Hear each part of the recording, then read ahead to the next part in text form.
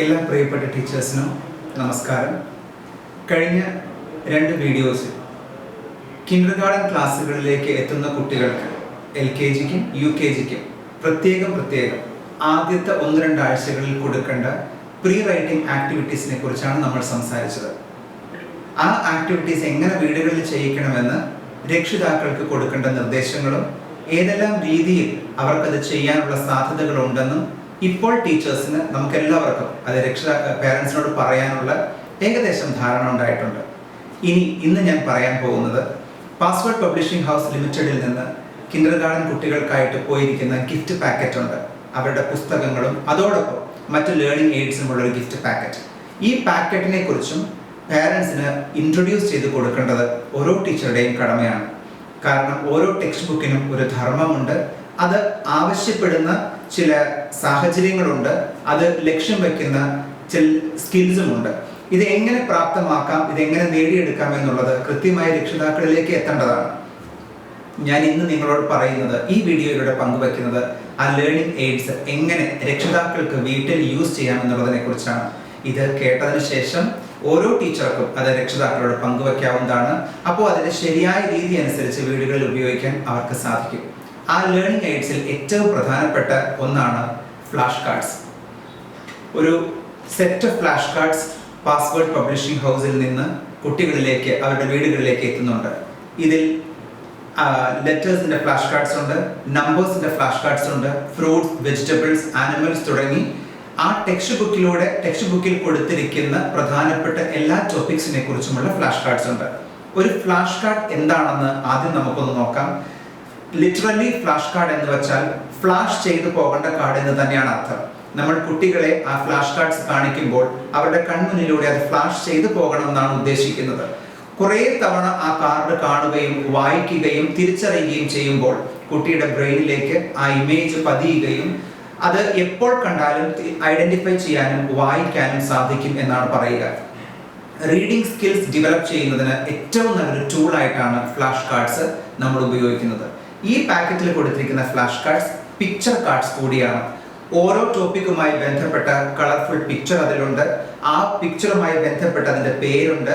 അതോട് കണക്ട് ചെയ്ത് കൊടുക്കുന്ന എക്സ്ട്രാ ഒരു പിക്ചറോ അല്ലെങ്കിൽ അതിന്റെ വേർഡോ ഉണ്ട്. അതിനോടൊപ്പമുള്ള ചോദ്യങ്ങളുമുണ്ട്. ലെറ്റർ കാർഡ്സ് ആണ് നമ്മൾ ആദ്യം എടുക്കുന്നതെങ്കിൽ ഈ കാർഡ് ഡിസൈൻ ചെയ്തിരിക്കുന്നത് കുട്ടിയും പാരന്റും, അത് അമ്മയാകാം അച്ഛനാകാം, 2 പേർക്കും ഇരുന്ന് ഇന്ററാക്ട് ചെയ്ത് ഒരു കളി പോലെ പഠിക്കാവുന്ന രീതിയിലാണ്. ഫ്ലാഷ് കാർഡ്സ് കാണുമ്പോൾ തന്നെ നമുക്കറിയാം അതിൽ ഇതിപ്പം ഒരു ആൽഫബറ്റ് കാർഡാണ്. ലെറ്റർ B ആണ് കൊടുത്തിരിക്കുന്നത്. അതിന്റെ ഒരു എക്സാമ്പിൾ ഉണ്ട്, അതിന്റെ ഒരു വേർഡ് ഉണ്ട്, ആ പിക്ചർ ഉണ്ട്. തിരിച്ചിപ്പുറത്തേക്ക് നമ്മൾ നോക്കിയാൽ 2 എക്സാമ്പിൾസ് വേറെയുണ്ട്. ആ 2ന്റെയും വേർഡ്സ് ഉണ്ട്. ഈ 2 വേർഡ്സിന്റെയും സ്പെല്ലിങ്സ് കൊടുത്തിരിക്കുന്നത് സ്മോൾ ലെറ്ററിലാണ്. ഇവിടെയും അത് സ്മോൾ ലെറ്ററിലാണ് കൊടുത്തിരിക്കുന്നത്. ലെറ്ററിന്റെ ക്യാപിറ്റൽ ലെറ്ററും സ്മോൾ ലെറ്ററും ഹൈലൈറ്റ് ചെയ്ത് കൊടുത്തിട്ടുണ്ട്. നമ്മുടെ കുട്ടികളെ കൂടുതലും അവരുടെ കൺമുമ്പിലൂടെ കടന്നു പോകുന്ന ടെക്സ്റ്റുകളിൽ കാണുന്നത് സ്മോൾ ലെറ്റർ ആയതുകൊണ്ടാണ് ഈ വാക്കുകളെല്ലാം തന്നെ സ്മോൾ ലെറ്റർ രൂപത്തിൽ നമ്മൾ കൊടുക്കാൻ കാരണം. അപ്പൊ അതുകൂടെ നിങ്ങൾക്ക് രക്ഷിതാക്കളോട് പറഞ്ഞു കൊടുക്കാവുന്നതാണ്. അപ്പോൾ ഒരു പാരന്റ് ഈ കാർഡ് ഉപയോഗിക്കുമ്പോൾ കുട്ടി ഓൾറെഡി പഠിച്ചതാണെങ്കിൽ ടീച്ചർ പഠിപ്പിച്ചതിന് ശേഷം, അതല്ലെങ്കിൽ UKG കുട്ടികൾ ഓൾറെഡി പഠിച്ചതാണ്, ആ കുട്ടികൾക്ക് ഈ കാർഡ് എടുത്തിട്ട് ഇതിനെ ബേസ് ചെയ്തിട്ട് കുട്ടിയോട് ഇന്ററാക്ട് ചെയ്യുകയാണ് വേണ്ടത്. അത് ചോദ്യങ്ങളും ഉത്തരങ്ങളും ആവാം, കഥകളാവാം. ഒരു പാരന്റ് എത്രമാത്രം ക്രിയേറ്റീവ് ആണോ അത്രമാത്രം നന്നായിട്ട് അത് ചെയ്യാൻ സാധിക്കും. ഇത് ഒരു പാരന്റിന് കുട്ടിയെ കാണിച്ചിട്ട് പറയാം. അറിയുന്ന കുട്ടിയോട് ചോദിക്കാം, വിച്ച് ഇസ് ദിസ് ലെറ്റർ, ഇത് ഏത് ലെറ്റർ ആണ്. അപ്പോൾ എല്ലാ വീഡിയോസിലും ഞാൻ പറയുന്നുണ്ട്, കുട്ടികൾ ഓരോ കാര്യത്തിന് ആൻസർ തരുമ്പോഴും അപ്രീസിയേഷൻസ് വേണം. നമുക്ക് നമ്മുടെ കുട്ടിയിൽ നിന്ന് ഏത് ആൻസറും എക്സ്പെക്ട് ചെയ്യാൻ. ഒട്ടുമിക്ക എല്ലാ കുട്ടികൾക്കും അറിയാം ലെറ്റേഴ്സ്. അപ്പൊ അതുകൊണ്ട് അവർ കൃത്യമായിട്ട് ഉത്തരം പറയും, ദിസ് ഇസ് ലെറ്റർ B, ഇത് ലെറ്റർ B ആണ്. Which is a capital letter, can you come and touch, ഇതിൽ ഏത് ക്യാപിറ്റൽ ലെറ്റർ വന്നൊന്ന് ടച്ച് ചെയ്ത് കാണിക്കാമോ, അപ്പൊ ഇതാണ് ക്യാപിറ്റൽ ലെറ്റർ. അപ്പൊ അടുത്ത ചോദ്യം നാച്ചുറലി അത് എന്തായിരിക്കണം, മറ്റൊന്നുമല്ല, what is the colour of the letter. So the colour of the letter is red. അപ്പൊ നമ്മുടെ കുട്ടിക്ക് ക്യാപിറ്റൽ ലെറ്റർ അറിയാം, ഇത് ഏത് ലെറ്റർ ആണെന്ന് ഐഡന്റിഫൈ ചെയ്യാം, ഈ ലെറ്ററിലെ കളർ അറിയാം, അപ്പൊ കളർ ഐഡന്റിഫിക്കേഷൻ പോസിബിൾ ആണ്. സോ നെക്സ്റ്റ് ക്വസ്റ്റ്യൻ എന്തായിരിക്കാം, so what is the colour of the small letter B, ഈ സ്മോൾ ലെറ്റർ B യുടെ കളർ ഏതാ, ദാറ്റ് ഇസ് ബ്ലൂ. അപ്പൊ കുട്ടി ബ്ലൂ എന്ന് ഉത്തരം പറയാം. ഇപ്പൊ 2 കളറുകൾ ഓൾറെഡി കുട്ടി ഐഡന്റിഫൈ ചെയ്ത് പറഞ്ഞു കഴിഞ്ഞു. ക്യാപിറ്റൽ ലെറ്ററും സ്മോൾ ലെറ്ററും വന്നു. ഇനി അതിന്റെ ഒരു example. So can you tell me what is the name of this object? ഈ ഒബ്ജക്റ്റിന്റെ പേരെന്താണെന്ന് പറയാമോ? Object ball. സോ ഇത് ഫിംഗർ കൊണ്ട് വേർഡ് ടച്ച് ചെയ്ത് വേണം കുട്ടിയെ വായിപ്പിക്കാൻ. It's ball. It's ball. So what is the first letter? The first letter is B. And what does it sound? B. B. Ball. B. Ball. ഇപ്പൊ sound കുട്ടി പഠിക്കുന്നുണ്ട്, ആ word കാണുന്നുണ്ട്, ബോൾ എന്നുള്ള വേർഡ് കാണുന്നുണ്ട്.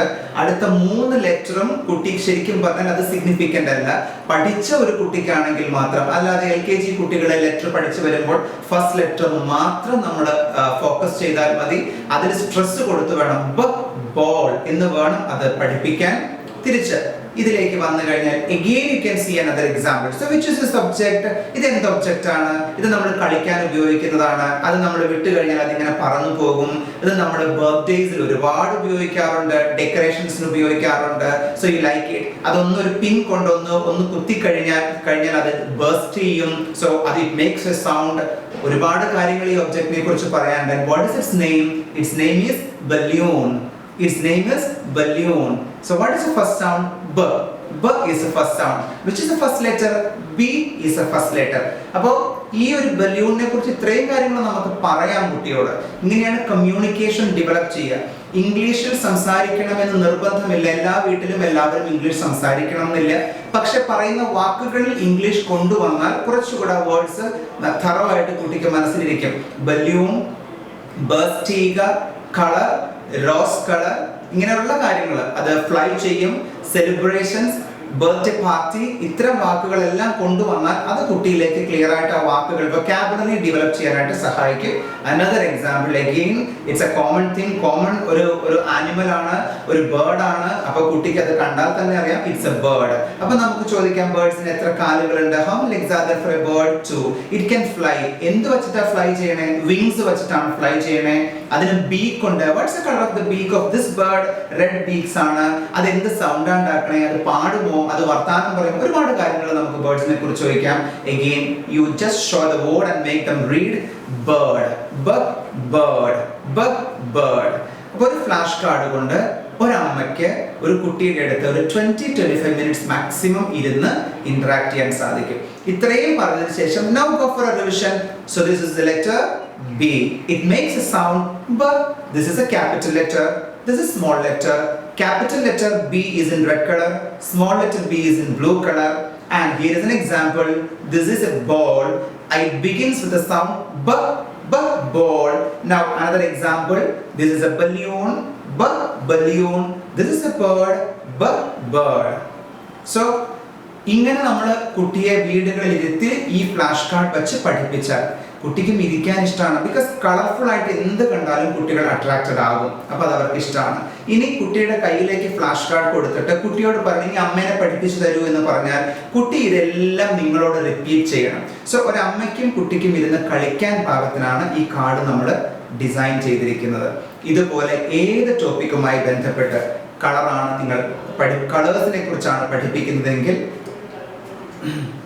see there is a question. Identify the color. See കുറേ colours ഉണ്ട്. So you don't expect your children reading these words. അവർ ഈ വാക്കുകൾ വായിക്കുന്നത് നമുക്ക് വേണ്ട, ചിലപ്പോൾ വായിക്കണം എന്നില്ല. പക്ഷെ കളേഴ്സ് അവർ ഐഡന്റിഫൈ ചെയ്യും. So this is blue, this is orange, green, purple, red, yellow.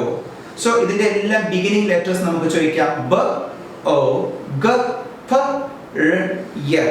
അപ്പൊ ആ സൗണ്ട്സ് ഒന്നോടെ തറവായി. ഇനി ചോദിക്കാം ബ്ലൂ കളറിൽ എന്താ ഉള്ളത്? ബ്ലൂ കളറിൽ നമ്മൾ എന്തൊക്കെ കാണാറുണ്ട്? സോ നിങ്ങളുടെ കുഞ്ഞ് ഈ കളറുമായി കണ്ടിട്ടുള്ള എല്ലാ വാക്കുകളും എല്ലാ ഒബ്ജക്ട്സിനെ കുറിച്ചും നിങ്ങളോട് സംസാരിക്കട്ടെ.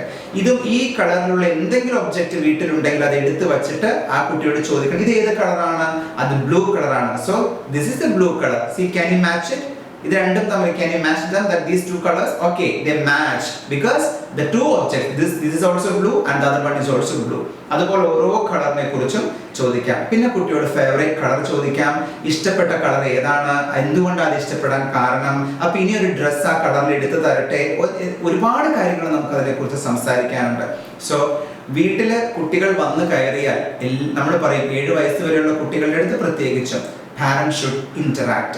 ആ ഇന്ററാക്ഷൻ പഠിക്കുന്ന ടോപ്പിക്സും കൂടി ആയി കഴിഞ്ഞാൽ എല്ലാം ഈസിയായി, പ്രത്യേകം ഹോംവർക്ക്സ് വേണ്ട, കുട്ടിക്ക് എല്ലാ കാര്യങ്ങളും റിവിഷനായി, അച്ഛനോടും അമ്മയോടും സംസാരിക്കാൻ ടൈമും കിട്ടും.